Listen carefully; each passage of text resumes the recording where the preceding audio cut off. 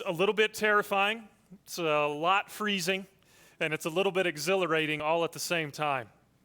And, sometimes in life, all we can do in moments like that or in similar moments is just enjoy the ride.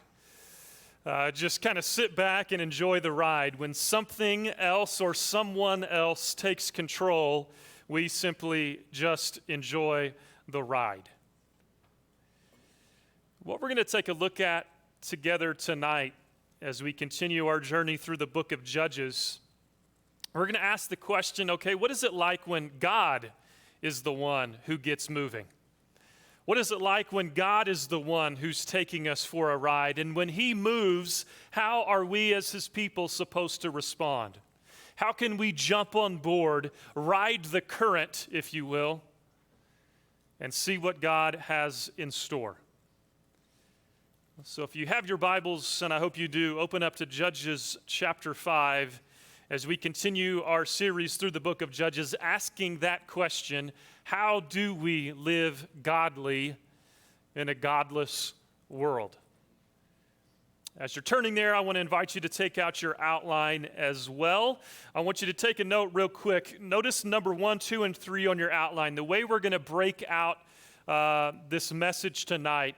Number 1, we're going to look at then, or the text. Number 2 on your outline, we're going to look at the always, or the theology, the timeless theology that emerges from Judges chapter 5. And then number 3 on your outline, we're going to look at the now, the application for us right here, right now in Casper, Wyoming. So let's take a look first at the text. Judges chapter 5. And ask, basically, what is this passage saying? Now, I'm going to give you a fair warning here real quick. Judges chapter 5 is built on Judges chapter 4. And so if you missed last week, first of all, you missed me dressed up in Braveheart attire, blue face. It was incredible. But Judges chapter 5 really builds on the story in Judges chapter 4. So I'll remind you of a few things along the way, but if this is you're totally lost, read Judges chapter 4, and hopefully that'll fill in some of the gaps. But as we take a look at Judges chapter 5 is a poetic response to Judges chapter 4. So last week in Judges chapter 4, the sons of Israel, they're oppressed by the Canaanites, and the leading Canaanite really in the story is a man named Sisera. And remember, God raises up Deborah, the judge, and she goes and gets a man named Barak, and she tells Barak, hey, God is going to deliver the Canaanites into your hands. But remember Barak's response. He's like, no way. I mean, Deborah, I hear what you're saying, but I'll only go into battle if you come with me. But if you don't come with me, then I'm not going to go. Barak is a total coward, right? And as a result, as a consequence of his cowardice, remember in Judges chapter 4, Deborah tells Barak that the honor, the glory of the victory is going to be taken away from Barak and given into the hand of a woman. And as Judges chapter 4 concluded, it was a woman by the name of Jael, remember, who takes that tent peg and shoves it in to Sisera's temple and kills him. And she gets all the honor and all the glory of the victory. So that's kind of the context here. Now, Judges 5 is a poetic song in response to that. I've broken up this song, you can see, into different kind of parts or subsections there on your outline. First, you're going to see the introduction to this song. Then we're going to see the oppression that the sons of Israel were under described for us.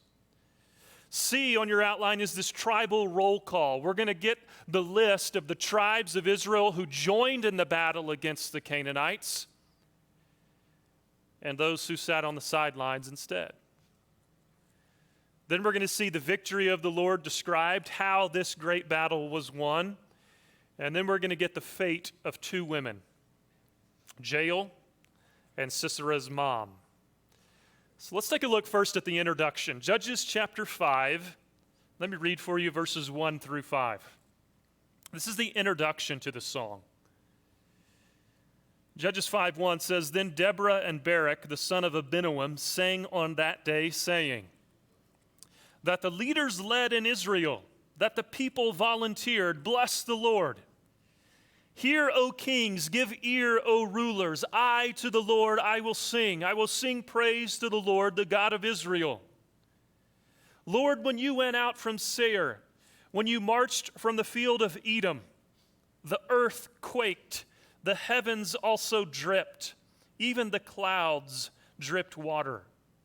The mountains quaked at the presence of the Lord, this Sinai at the presence of the Lord, the God of Israel.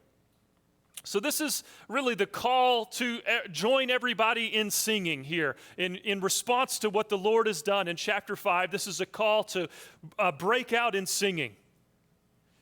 And just a couple things to notice here. Verse 2, that the leaders led in Israel, that the people volunteered, bless the Lord. Deborah and Barak break out in song because the sons of Israel, some of them anyway, rose to the call to fight the Canaanites in war. Another thing I want you to notice here just in these opening verses, in verse 4, says the earth quaked, the heavens also dripped, even the clouds dripped water. One of the ways we'll see here in just a bit, one of the ways we'll see in which the Lord brought the victory against the Canaanites was he sent a ton of rain that muddied up the ground, which didn't allow the Canaanite chariots to work very well. What I want you to note and what I want you to remember is one of the Canaanite gods is Baal, right? And Baal was supposedly the god of the storm. But here it's not Baal who calls down the rain. It's the Lord God himself. The heavens dripped, the clouds dripped with water. But the main thing I want you to notice is in verse 5. Verse 5 says, the mountains quaked at the presence of the Lord, this Sinai, at the presence of the Lord, the God of Israel. It's really fascinating that here in Judges chapter 5, as Deborah and Barak break out in song here, they connect this act of redemption with God's previous act of redemption at Sinai during the period of the Exodus. It's as though God was at work then, and he's at work now in the same way that he was at work then, right? I've told you before, my seminary professor used to say what God has done in the past is both a model and a promise of what he'll do in the future, although he's too creative to do the same thing the same way twice. And that's what we see here. Just like God redeemed the sons of Israel during the time of Sinai and the Exodus, so God, in a similar way, we'll see here, redeemed the sons of Israel during the period of Judges. But this is all the introduction to the song. Verses 6 to 8, we get some more details about the type of oppression that the sons of Israel were experiencing under the hand of the Canaanites. These Canaanites under King Jabin and Sisera, this is the type of oppression that the sons of Israel had here, verses 6 to 8. Notice. In the days of Shamgar, remember he's one of the judges we saw a few weeks ago.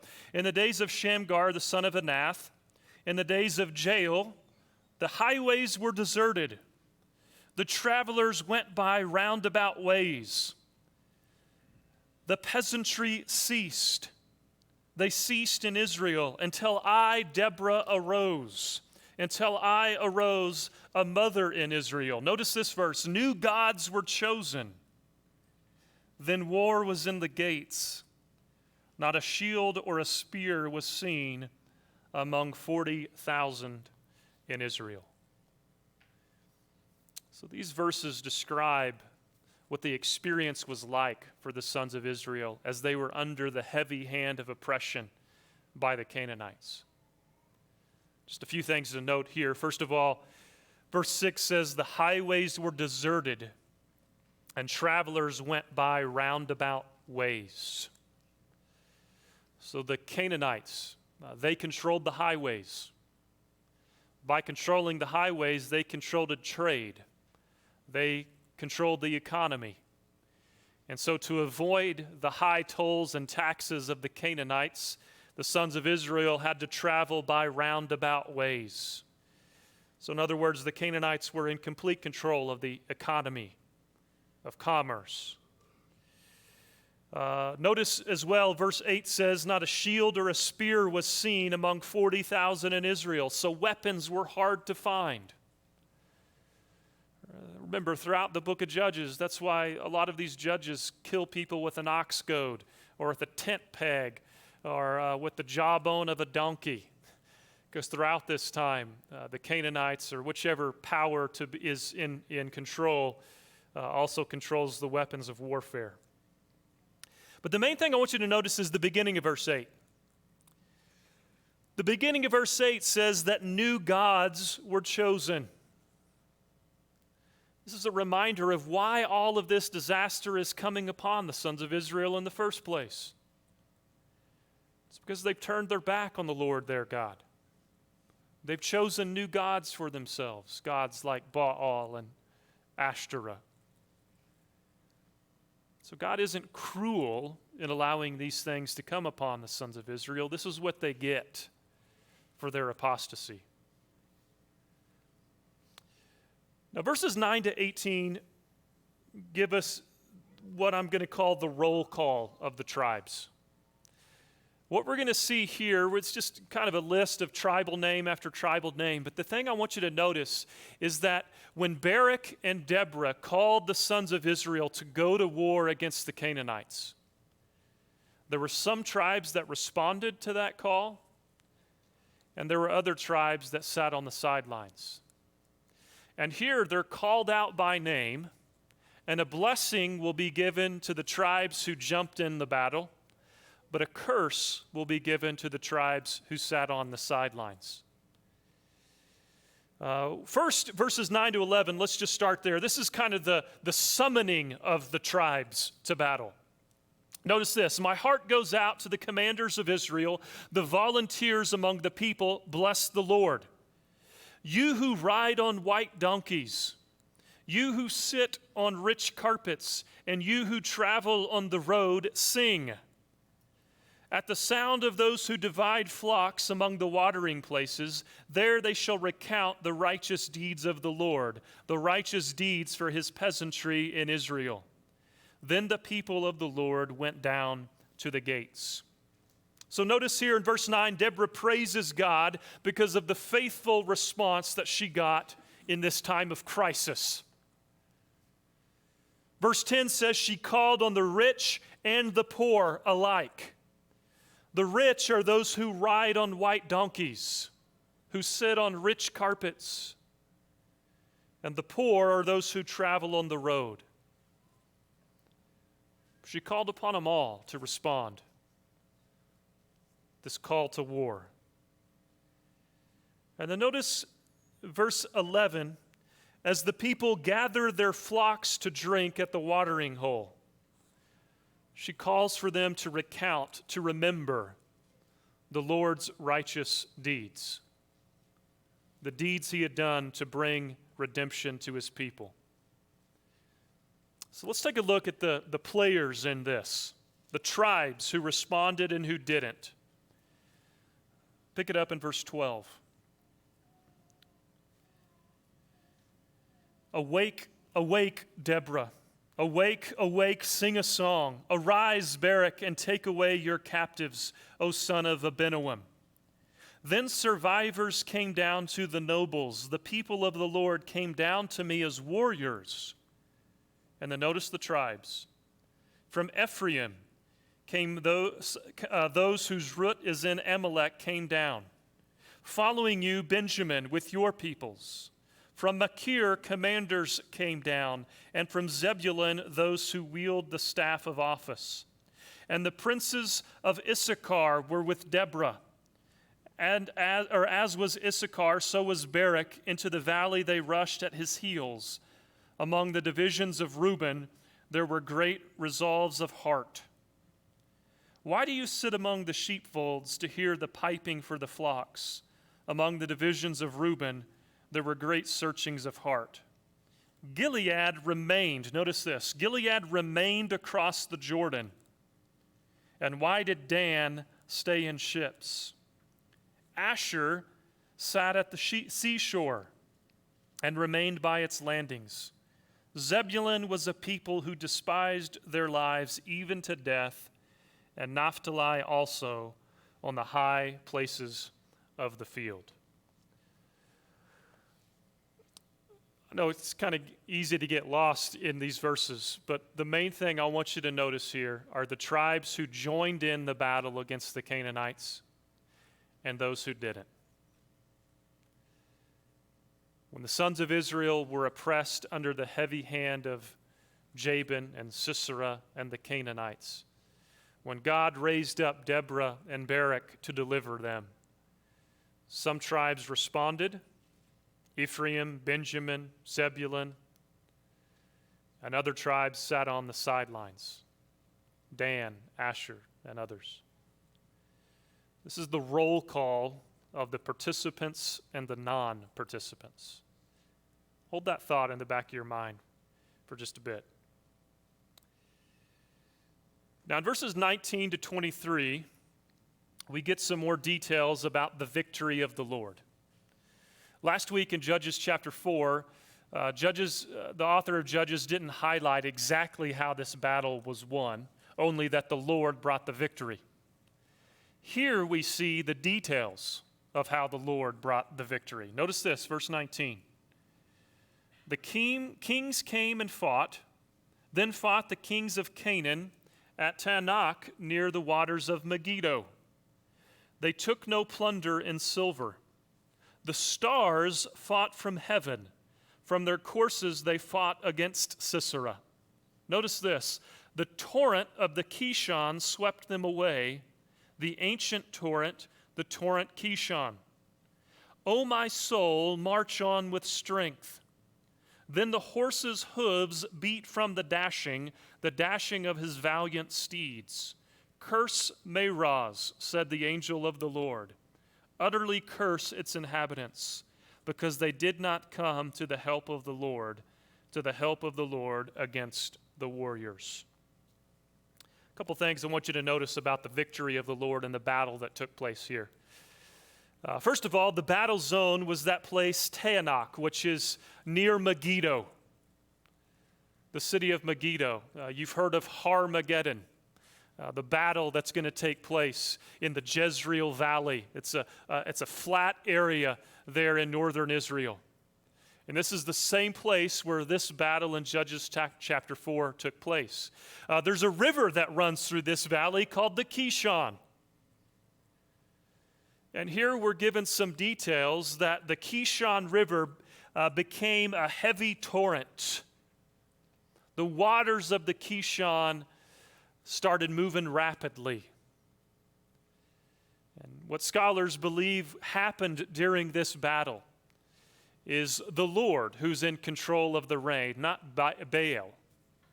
But the Lord brought down a heavy rain during the dry season, by the way, which caused the Kishon to swell, which flooded the plain of the Jezreel Valley, which made the Canaanite iron chariots completely worthless.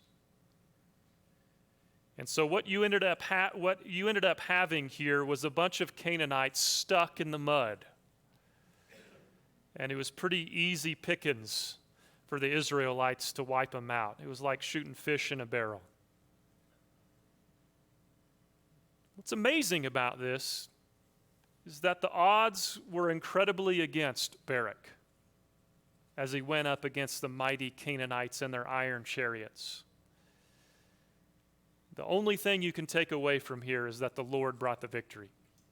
It wasn't the might of the sons of Israel, but it was the absolute sovereignty of God. Now notice verse 23. Verse 23 is key. Curse Meroz, which is a city there, said the angel of the Lord. Utterly curse its inhabitants. Notice why. Because they did not come to the help of the Lord to the help of the Lord against the warriors. So after this exciting realization of the battle that God brought here to the sons of Israel, we're brought back to the grim reality that not all of the sons of Israel, not all of the children of Israel participated in this victory. And apparently this city, Meroz, was filled with people who didn't join Barak and Deborah in the battle. And because they didn't come alongside Deborah and Barak, because they didn't help the Lord against the warriors, they're ultimately cursed. Here's the thing I want you to notice here. The non-participants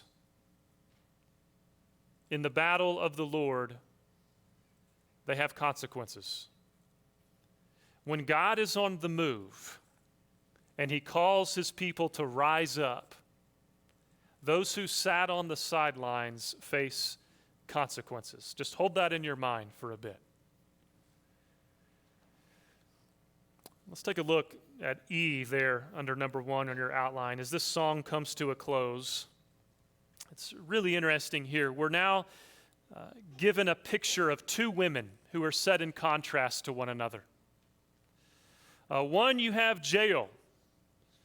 She's the one, remember, who jams the tent peg into Sisera's head. And she's blessed. And then we're going to see another woman, an unnamed woman, who's the mother of Sisera.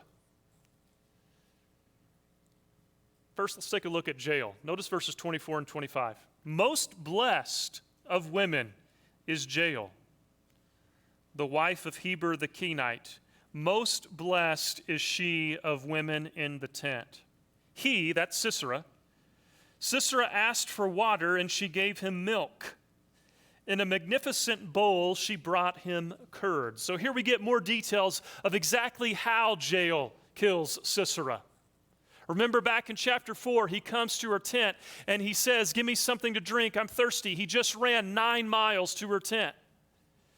And instead of giving him water, she gives him milk, which makes him sleepy. And here we're given even more details that she actually gives him curdled milk in a magnificent bowl, which was a bowl fit for a king, for royalty.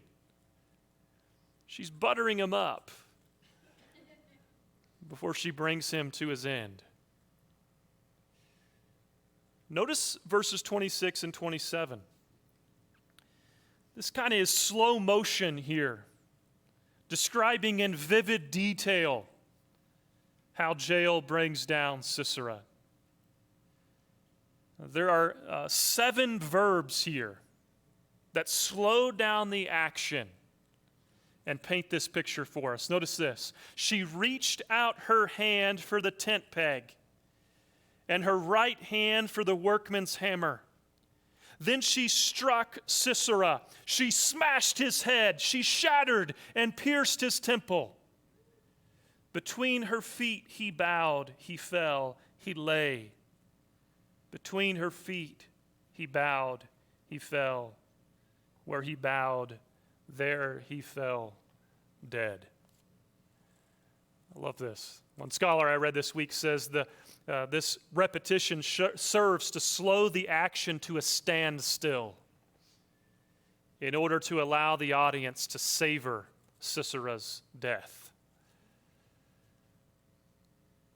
So because of this act, notice again verse 24, Jael is called the most blessed of women.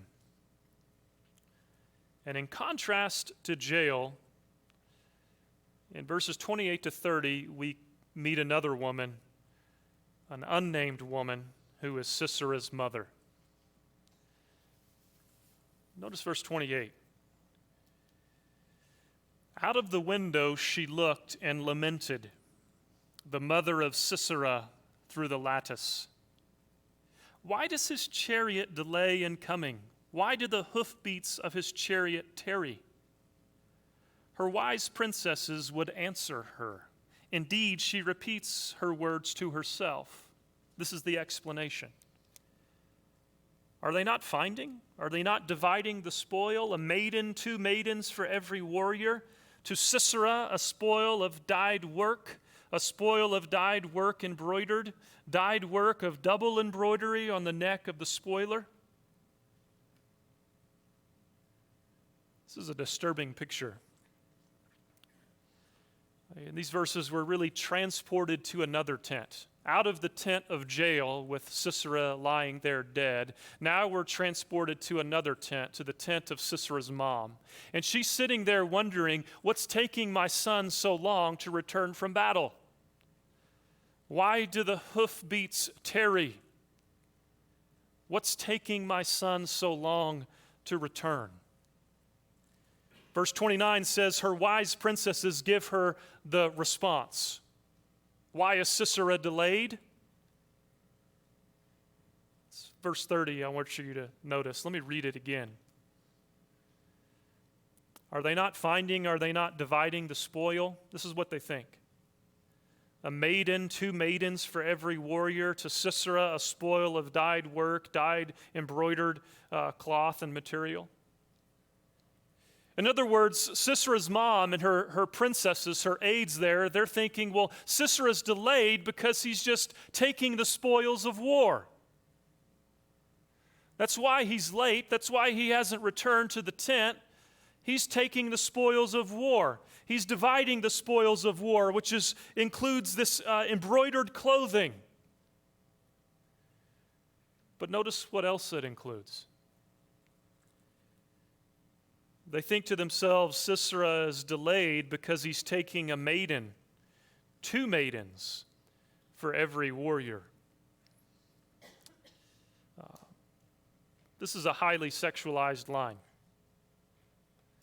The mother of Sisera is thinking to herself, the reason my son is delaying is he's taking a few Hebrew girls as the spoils of war.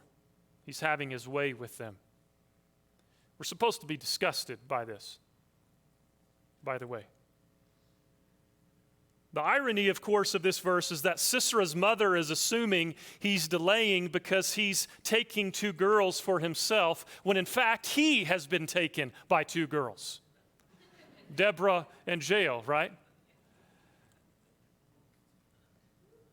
They took him, not sexually, but they did take his life. Now, verse 31 closes out this song. Verse 31 says, thus let all your enemies perish, O Lord, but let those who love him be like the rising of the sun in its might. And the land was undisturbed for 40 years. The song concludes with the curse on God's enemies and a blessing on those who are faithful to him. To be like the sun when it rises means to have a life full of blessing. And we're told, the last line there in verse 31, that the land was undisturbed or had rest for 40 years from their enemies. All right, so what's the point? What's the point of this song? Steve Weitzman says the point is that God is the one who deserves Israel's praise. Remember, this is a song. It is God who deserves Israel's praise first and foremost because it was his intervention in the battle that made the victory possible. It begins with this picture, and it continues throughout it, that God is this victorious warrior. Just like he was in the days of the Exodus, even so today, God is this victorious warrior who's on the move on behalf of his people. There are some who join with God in that battle, and they're blessed. There are others who sit on the sidelines, and they're cursed. That's really the point of the song, is that the Lord expects his people to participate in his plans. It's really the point of this song. Those who participated with God to bring down the Canaanites are blessed. Those who sat on the sidelines are not. And that's what I want to think about as we turn our attention to number 2 on your outline. The always, the timeless theology that emerges from this obscure song in Judges chapter 5. What is the timeless theology of this passage? As we take a step back and look at this entire song, again, the focus is on the Lord's victory. God is on the move in this passage. Some of the tribes joined in, others didn't. Really, this song presents a series of contrasts. You have God versus Baal. You have the participants and the non-participants. And you've got Jael and you've got Sisera's mother. It's drawing a line, making a distinction, and it's asking the question, which side do you want to be on? God's side or the other side? One side comes with blessing, the other one doesn't. Here's what I want to suggest to you. The theology here, number 2 on your outline of this passage. Move where God is moving. Move where God is moving. If God is sovereign, if God is the victorious warrior, if God is on the move, then we as his people had better get moving too, right? Move where God is moving. The question we're asking throughout this series of the book of Judges is, how do we live godly in a godless world? Remember, lesson number 1 was don't get cozy with the enemy. Lesson 2 was amnesia produces apathy, produces apostasy. Lesson 3 was sell your pet parrot. Lesson 4 was hold fast. And the lesson we get from Judges chapter 5 is move where God is moving. Lawson Younger says this: participation is praiseworthy. Non-participation is shameful. Christianity is not a spectator sport. It requires involvement. And just as God is holy and passionate and zealous for righteousness, he also expects his people, you and me, to be the same. Just as God desires that none should perish, he also wants this same desire in his people for the lost. Again, move where God is moving. That's the theology, really, of this passage. So now let's turn our attention to number 3 on your outline. If the lesson of Judges chapter 5 is move where God is moving, how do we apply this to our lives today? What's the application for Cornerstone right here, right now? I want to share something with you that I'm really, really excited about. Recently, the staff and the elders, we've been doing more and more thinking about the future, about the vision, where we think we're headed as a church. We're still in process of thinking these things through. But in the midst of this conversation, some really exciting things, I think, have emerged as we think about the future of this church. One of the things we really want to emphasize is the importance of local outreach in our community. Local outreach in our community. We want to move where God is moving in Casper. And to do that, that means we're going to have to get outside the walls of our church, right? And get out where the people are. And let me tell you what I'm really, really excited about. Every week, the city of Casper puts on really, really fun events. They pay for it. They organize it, they promote it, they do all of the legwork. And what I want us to do as a church is simply show up. We don't need to put on our own events. We don't need to pay to organize a bunch of stuff going on here at the church. The city of Casper is doing all that work for us. They don't know they're doing it for us, but they are. They're footing the bill. All I want us to do is take over these events by our presence. I want us to show up and dominate these events and turn them into opportunities for God to move. So let me actually forgot it down here. What I want you to do, grab your bulletin, and you probably noticed there's an extra handout in there. What we've done as a staff is we want to move where God is moving. We've provided a list of different events that the city of Casper is putting on and funding and promoting on our behalf. We want you to show up. We want you to show up. But here's the deal. I don't want us to show up and simply sit together in our holy huddles and congregate only with one another, right? Here's what I want us to do. I want us to show up to these events, to believe that God is on the move here in the city of Casper, to reach the lost. And here's what I want to suggest. Here's the vision I kind of have in my mind. If we, on average, had 50 people out of a church of 400 or so people, if we, on average, had 50 people show up to every single one of these events, and if our goal individually was to have one spiritual conversation at that event per person, we will have talked to over 1,000 people about Jesus this summer. I think that's awesome.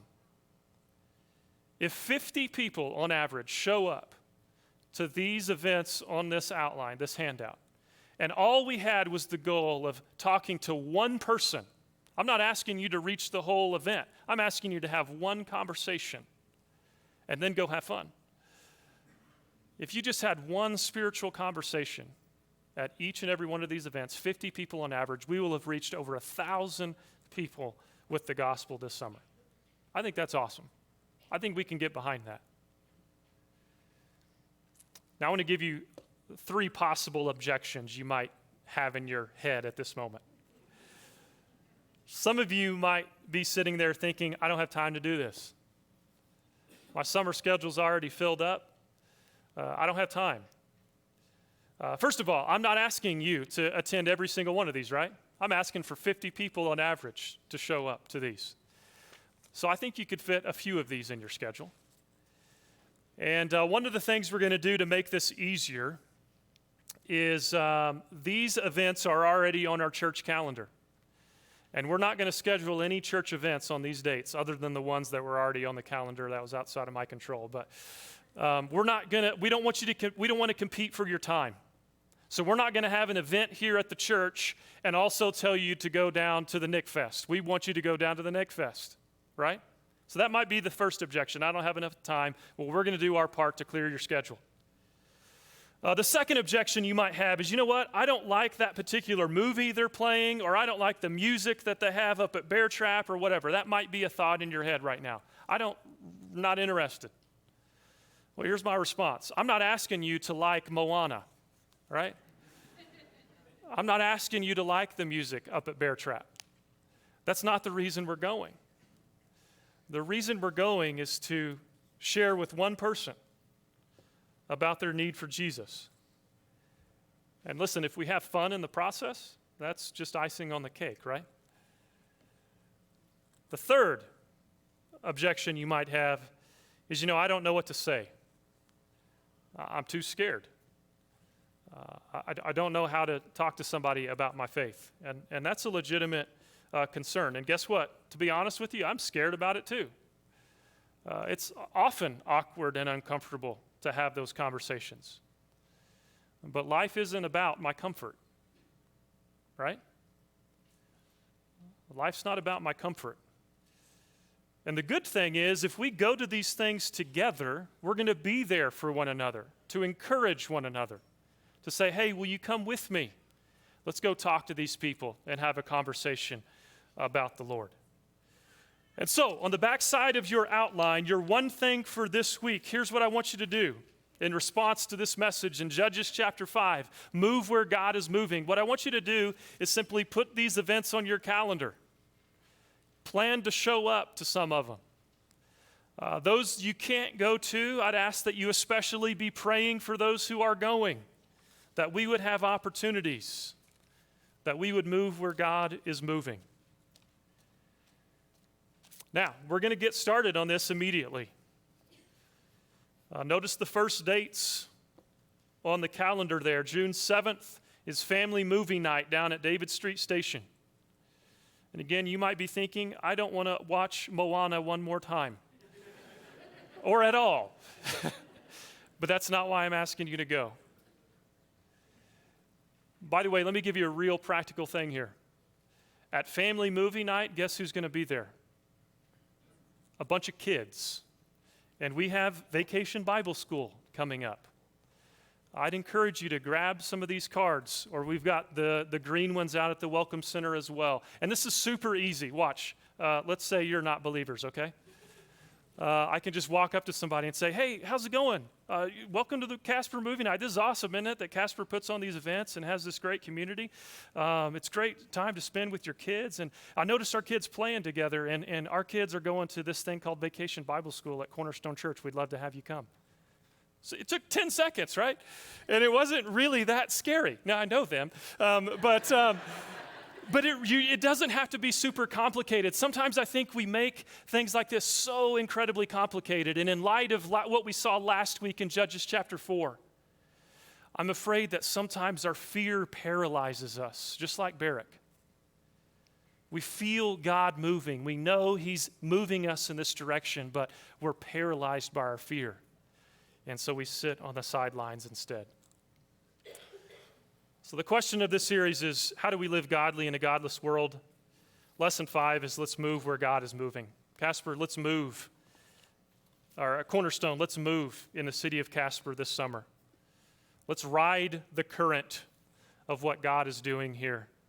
And let's tell 1,000 people about the Lord this summer. Let's move where God is moving. Let's pray. Father, thank you for Judges chapter 5. It's a strange passage. But we praise you and thank you that in it we see that you are on the move. You're still on the move, just like you were in the time of Exodus, just like you were in the time of the Judges. You're on the move today. And we want to move where you're moving. Father, I see 1,000 gospel conversations being had this summer. I pray you would give us the courage to take that step, to show up to these events, to invite somebody to VBS, to invite somebody to church, to share the good news of Jesus' death and resurrection with them. I pray that you would move ahead of us, move with us as we seek to make you known, as we seek to move where you're moving. I pray these things for myself, and I pray it for each one here, and I ask it in Jesus' name. Amen. If you would please stand and let's respond to that message by surrendering ourselves at the cross of Jesus, where his love ran red.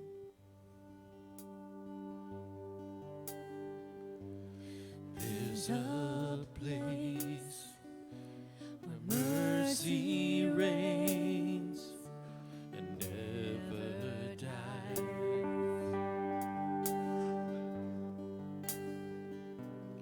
There's a place where streams of grace flow deep and wide,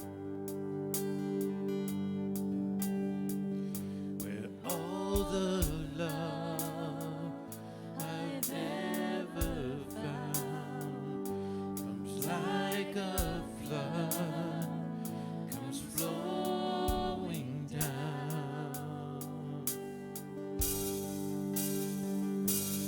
At the cross, I surrender my life. I'm in all of you. I'm in all of you. Where your love ran red and my sin washed white. I owe all to you. I owe all to you, Jesus.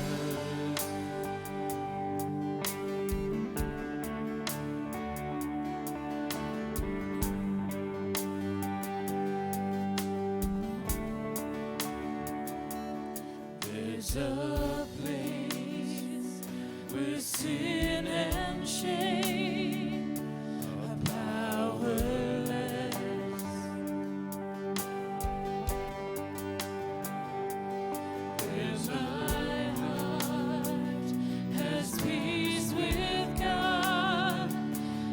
give